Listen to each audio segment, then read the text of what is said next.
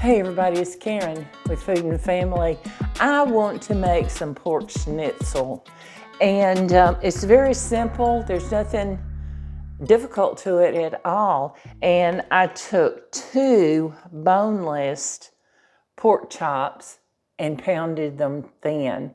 So they're gonna cook quickly, but I wanna season them up. And all I'm doing, I'm using very simple salt and pepper, and then we're going to run it through some beaten egg and into a seasoned breadcrumb. And I'm going to go ahead and get my skillet going. I've got just a light coat of oil in the bottom of this skillet. There may be maybe a quarter of a cup of oil, and that's going to push it. You just want your bottom coated. So salt and pepper these pork chops. Now, I'm using seasoned breadcrumbs, so I think that's going to be delicious. It's going to be real simple, and that's all there is to it. Let me wash my hands. So I've got my seasoned breadcrumbs, and I'm going to put them in my dish here. That may be too much for 2 pork chops. Can you see the little flecks of parsley in there? Isn't that pretty? Now, they come in it. If you don't have seasoned breadcrumbs, it's very simple. Get plain breadcrumbs, or you can take some stale bread and whir it up in your food processor till it's just real fine, and throw you some dried parsley in it. You can use fresh if you have it.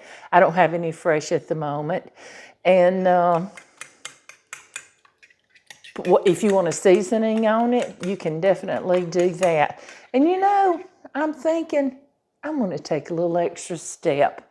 Give me a second here while I'm thinking about it. This is going to be good. I have some shredded parmesan. Let's put some of that in there. What do you say? We're just going to put a little bit, a couple of tablespoons. It's going to be good. Let's mix that up. I love parmesan, and I don't see where it can hurt anything, do you? Okay, now I have a couple of eggs that I've beaten here, and I just added a splash of water, and not even a tablespoon of water, but beat them up real good.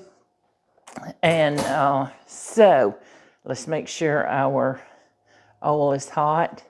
It is, y'all. I've told you it doesn't take long for it to get hot in this skillet.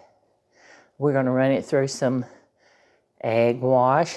You don't have to have it heavy in the egg wash.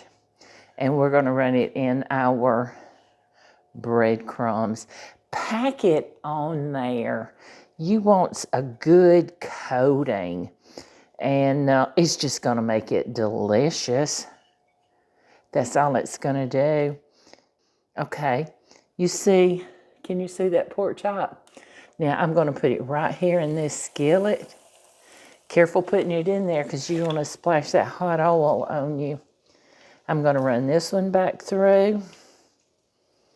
So I'm going to get this coated, and I'm going to get it in this skillet, and we're going to fry this. I don't know. It don't take long, 3 or 4 minutes on each side. These are so thin that they won't take long to cook. So, and I'm going to come back and show you what they look like, okay?